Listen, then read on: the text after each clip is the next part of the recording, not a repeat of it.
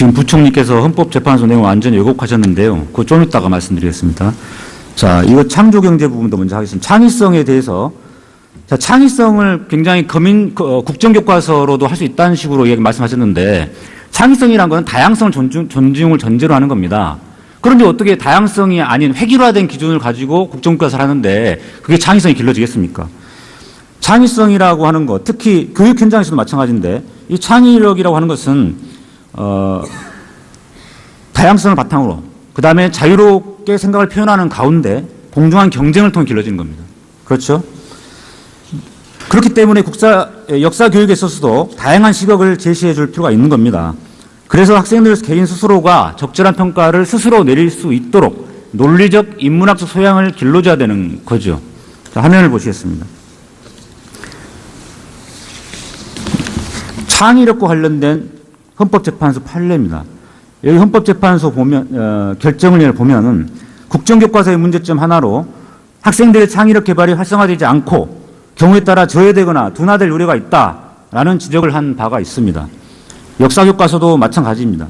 역사란 관점에 따라서 시대적 상황에 따라서 그 평가가 생물처럼 변화할 수 있는 것이어서 다양성을 전제로 합니다. 저명한 역사학자인 이해치 칸은 역사란 무엇일까라는 책에서 역사는 현재와 과거 사이에 끊임없는 대화다라고 말했는데 들어보신 적 있으시죠? 네. 자, 다음으로 국정교과서는 전 세계적인 추세와 시대 흐름에도 역행하는 것입니다. 현재 OECD 회원국 중에 국정제를 채택하고 있는 국가가 몇 개군지 아십니까? OECD, 그거 전에 다양성 문제에 대해서 한 말씀 제가 대답을 해도 되겠습니까? 하십시오. 지금 중학교는 9가지 교과서고 고등학교는 8가지 국사교과서를 쓰는데 이렇게 여러 종류가 있으니까 다양성이 보장된다라고 보실 수 있다는 말씀인데 학생이 책상 위에 놓고 공부하는 건 그 중에 하나입니다. 그런데 사실의 편차가 지금 하나만 예를 들더라도 구석기 시대가 언제냐 그러는 것을 그 8개, 9개의 교과서가 다 다릅니다. 100만 년에서부터 10만 년 전이다. 이렇게 다 다르게 가르치고 있습니다. 이러한 다양성이 과연 창의성을 발달시키고 또 이러한 것이 그렇게 중요하냐. 오히려 헌재가 얘기하듯이 상황에 따라서는 그때는 국어 교과서까지도 국정이었는데 국어, 국사 이러한 것을 교과서로 가르칠 때에는 국정을 하더라도 하나의 주된 확정된 역사적 사실과 확립된 학설을 중심으로 하는 평가를 잘 담아서 무게 있는 이설이 있을 때에는 그 이설도 같이 병기해서 무게 있는 교과서를 만들 때 오히려 토론과 깊은 여러 가지 광범위한 견해를 접할 수 있지 않은가. 그래서 다양성 문제는 종류가 많고 그중에 하나를 선택해야 하는 방법 외에도 잘 만들어진 교과서 안에 다양한 견해를 넣으면서 토론을 유도하고 여러 가지 제안을 하는 방법도 있다 이런 말씀을 드리겠습니다. 단 하나의 교과서인데 어떻게 거기서 다양성이 나올 수 있습니까? 다양성은 교과서 숫자에. 그다음에 시간 관계상 다음 질문 넘어가겠습니다. 교육부가 최근 조사한 결과에 따르면 OECD 34개국 중에 그리스, 터키, 아이슬란드에서 국정교과서를 쓰고 있는 것으로 알고 있습니다. 그런데 터키와 아이슬란드는 민간 검정교과서를 같이 쓰고 있어서 순수한 국정교과서는 그리스 하나입니다. 맞습니까? 터키, 아이슬란드 그리고 그리스가 OECD 국가에서 쓰는데 이 나라들이 그렇게 쓰는 이유가 터키, 그리스가 이 갈등 지수가 세계에서 제일 높은 나라들입니다. 그래서 이 나라에서는 국사나 또 많은 과목에 있어서 가급적이면은 도국 과목과 같이 원리만 있으면은 모든 교과서가 유사하게 이렇게 기본적인 성향을 보이는 것이 아닌 한은 이러한 국정으로서 통합을 하는 것을 주로 하고 있다. 그리고 아시아 지역에서는 또 광범위하게 국정을 지금 채택하고 있습니다. 자, 선진국을 지향하는 우리나라에서 왜 OECD 국가 중에 굳이 그리스, 터키, 아이슬란드 이런 나라를 지향합니까? 다시 말씀드리듯이 헌법재판소에 원용한다면은 헌법이 지향하는 교육 이념이나 국내외의 재반 교육 여건, 특히 남북 긴장 관계가 아직도 지속되고 있는 현실 여건 이런 것을 감안해서 상황에 따라서는 오히려 교육에 국정이 유용하다라는 이 원칙을 교육부도 받아들이고 있는 것입니다.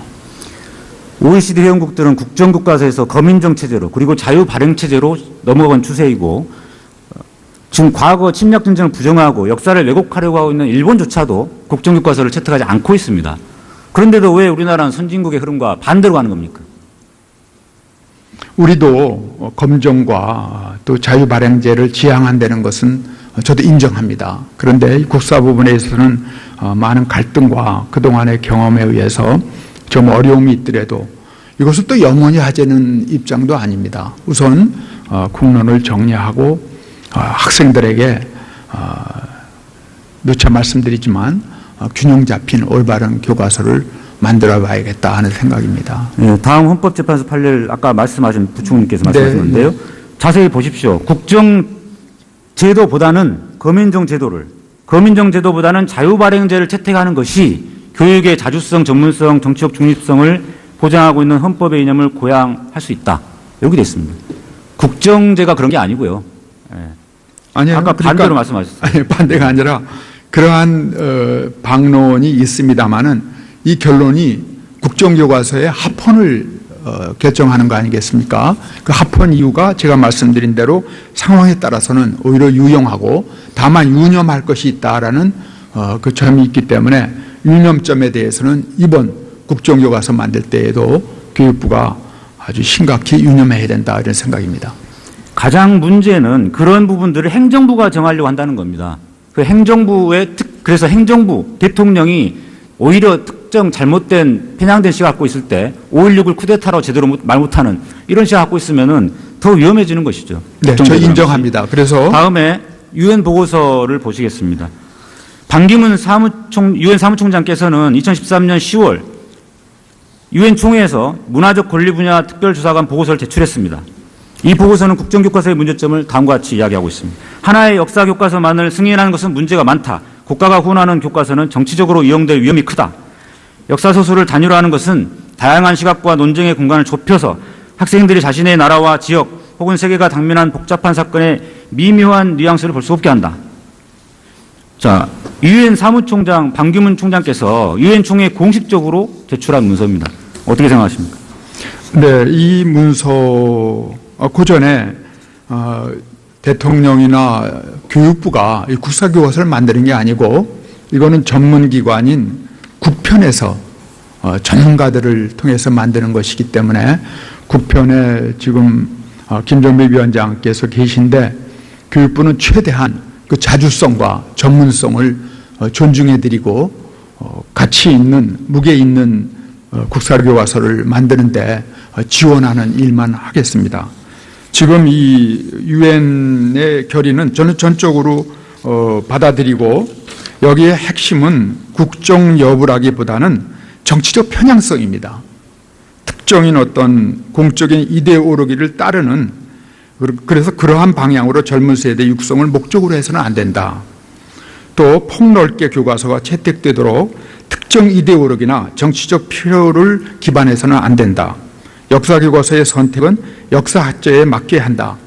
그러니까 정치적인 어떤 이념이나 편향성에 대한 것이 광범위하게 여기서 제일 걱정하는 것이고 우리가 국정이냐 거민정이냐 또는 자유발행자냐는 우리나라의 헌법재판소의 결정 범위 내에서 신중하게 그리고 모든 우려를 잘 감안하면서 만드는 것이 지금으로서는 타당하다 이렇게 생각합니다. 그 마치 국사편찬위원회가 뭐 별개의 또 독립적인 기관처럼 말씀하시는데 그거 다 행정부에서 주로 임명하시는 거 아니겠습니까? 그다음에 지금 현재 사학과 교수님들께서 그 상당수가 지금 참여하지 않겠다 이렇게 선언하고 있습니다. 이렇게 되면은 거의 보수적인 시각 갖고 있는 사람들만 들어올 텐데 당연히 하나의 편향된 쪽으로 가지 않겠습니까? 국정교과서라는 것이.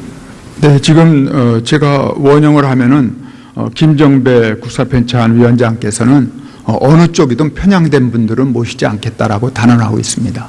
그렇기 때문에 상당 부분이 아직 상당한 부분은 또 참여 안 한다고 하시지만 상당한 부분은 참여한다고 계시기 때문에 그건 결과를 보고 말씀해 주셨으면 합니다. 가장 심각한 문제는 이 국정교과서 체제가 박근혜 대통령으로부터 시작됐고 박근혜 대통령과 그 국무총리, 국무위원들이 5.16을 쿠데타로 제대로 소식이 못하는 이런 상황에서 이렇게 오류와 편향성이 있는 상황에서 굉장히 위험하다는 겁니다. 또 한 가지 그 편향성을 보이는 것에 대해서 말씀드리겠습니다. 박근혜 대통령은 올해 광복절 출사에서 광복 70주년이자 건국 67주년을 맞는 역사적 날이다. 이렇게 말씀하셨어요. 대한민국 건국을 48년 정부 수립일로 보고 있는 겁니다. 자, 교육 과정을 한번 보겠습니다. 2015년 개정된 교육과정 화면을 보시기 바랍니다. 대한민국 정부 수립이라고 했던 것을 대한민국 수립으로 바꿨습니다. 정부 수립일을 건국일로 바꿔버린 겁니다. 이것은 그런데 우리 헌법과 정면으로 배치됩니다. 화면을 보시기 바랍니다. 대한민국 헌법 전문에 보면 유구한 역사와 전통이 빛나는 우리 대한민국은 3.1운동으로 건립된 대한민국 임시정부의 법통, 이것을 계승하도록 되어 있습니다. 그 다음에 재헌헌법에서도 3.1운동으로 대한민국을 건립하여 세계에 선포한 위대한 독립전신을 계승하여 이제 민주독립국가를 재건한다고 했습니다. 그러니까 상해 임시정부 수립일이 바로 건국일이고 48년도가 바로 정부 수립일입니다. 그런데 마치 그 정부 수립일이 대한민국 건국일인 것처럼 이렇게 말씀하고 계시거든요. 이건 상해 임시정부의 법통을 인정하지 않는 겁니다. 어떻게 보십니까? 건국절 문제 또 건국 문제는 사학계에서 아직 논쟁 중이기 때문에 교육부 장관이 개인의 입장이나 또는 교육부 입장 자체를 지금 말씀드리기는 적절치 않습니다만은 이번에 대한민국 수립일에는 이러한 표현을 하게 된 것은 그 역사 우리 산하 기관들이 그런 건의가 있어서 교육 과정을 고시할 때 그러한 용어가 들어갔습니다. 우리나라는 역사적으로 그동안 대한민국 수립 또는 대한민국 건국이라고 써오다가 이제 6차 교육 과정 때부터 대한민국 정부 수립 이런 말을 썼습니다. 썼는데 이것은 우리 헌법에 임시정부의 법통을 이은대는 말과 연관점에 있어서 또 48년도에 여러 가지 정부 수립하면서 건국이 완성된 부분이라는 것을 전부 포함해서 이러한 부분에 대한 것을 대한민국 수립이라 하는 것이 적절하다라는 그 우리 교육부 산하의 역사 전문기관들의 의견에 따라서 연구위원들이 이렇게 올려놨습니다. 지금 부총리께서 헌법재판소 내용 완전히 왜곡하셨는데요. 그거 좀 이따가 말씀드리겠습니다. 자, 이거 창조경제 부분도 먼저 하겠습니다. 창의성에 대해서, 자, 창의성을 굉장히 국정교과서로도 할 수 있다는 식으로 말씀하셨는데, 창의성이란 것은 다양성을 존중을 전제로 하는 겁니다. 그런데 어떻게 다양성이 아닌 획일화된 기준을 가지고 국정교과서를 하는데, 그게 창의성이 길러지겠습니까? 창의성이라고 하는 것, 특히 교육 현장에서도 마찬가지인데, 이 창의력이라고 하는 것은, 다양성을 바탕으로, 그 다음에 자유롭게 생각을 표현하는 가운데 공정한 경쟁을 통해 길러지는 겁니다. 그렇죠? 그렇기 때문에 역사 교육에 있어서도 다양한 시각을 제시해 줄 필요가 있는 겁니다. 그래서 학생들 개인 스스로가 적절한 평가를 스스로 내릴 수 있도록 논리적, 인문학적 소양을 길러줘야 되는 거죠. 자, 화면을 보시겠습니다. 창의력과 관련된 헌법재판소 판례입니다. 여기 헌법재판소 결정을 보면은 국정교과서의 문제점 하나로 학생들의 창의력 개발이 활성화되지 않고 경우에 따라 저해되거나 둔화될 우려가 있다라는 지적을 한 바가 있습니다. 역사교과서도 마찬가지입니다. 역사란 관점에 따라서 시대적 상황에 따라서 그 평가가 생물처럼 변화할 수 있는 것이어서 다양성을 전제로 합니다. 조명한 역사학자 이해치카는 역사란 무엇일까라는 책에서 역사는 현재와 과거 사이에 끊임없는 대화다라고 말했는데 들어보신 적 있으시죠? 네. 자, 다음으로 광범위한 견해를 접할 수 있지 않은가 그래서 다양성 문제는 종류가 많고 그중에 하나를 선택하게 하는 방법 외에도 잘 만들어진 교과서 안에 다양한 견해를 넣으면서 토론을 유도하고 여러 가지 제안을 하는 방법도 있다, 이런 말씀을 드리겠습니다. 단 하나의 교과서인데 어떻게 거기서 다양성이 나올 수 있습니까? 다양성은 교과서 숫자에. 그다음에 시간 관계상 다음 질문 넘어가겠습니다. 교육부가 최근 조사한 결과에 따르면 OECD 34개국 중에 그리스, 터키, 아이슬란드에서 국정교과서를 쓰고 있는 것으로 알고 있습니다. 그런데 터키와 아이슬란드는 민간 검정교과서를 같이 쓰고 있어서 순수한 국정교과서는 그리스 하나입니다. 맞습니까? 터키, 아이슬란드. 국정교과서는 전 세계적인 추세와 시대 흐름에도 역행하는 것입니다. 현재 OECD 회원국 중에 국정제를 채택하고 있는 국가가 몇 개군지 아십니까? OECD, 그거 전에 다양성 문제에 대해서 한 말씀 제가 대답을 해도 되겠습니까? 하십시오. 지금 중학교는 9가지 교과서고 고등학교는 8가지 국사교과서를 쓰는데 이렇게 여러 종류가 있으니까 다양성이 보장된다라고 보실 수 있다는 말씀인데, 학생이 책상 위에 놓고 공부하는 건 그중에 하나입니다. 그런데 사실의 편차가 지금 하나만 예를 들더라도 구석기 시대가 언제냐 그러는 것을 그 8개, 9개의 교과서가 다 다릅니다. 100만 년에서부터 10만 년 전이다, 이렇게 다 다르게 가르치고 있습니다. 이러한 다양성이 과연 창의성을 발달시키고 또 이러한 것이 그렇게 중요하냐. 오히려 헌재가 얘기하듯이 상황에 따라서는 그때는 국어 교과서까지도 국정이었는데 국어, 국사 이러한 것을 교과서로 가르칠 때에는 국정을 하더라도 하나의 주된 확정된 역사적 사실과 확립된 학설을 중심으로 하는 평가를 잘 담아서 무게 있는 이설이 있을 때에는 그 이설도 같이 병기해서 무게 있는 교과서를 만들 때 오히려 토론과 깊은 여러 가지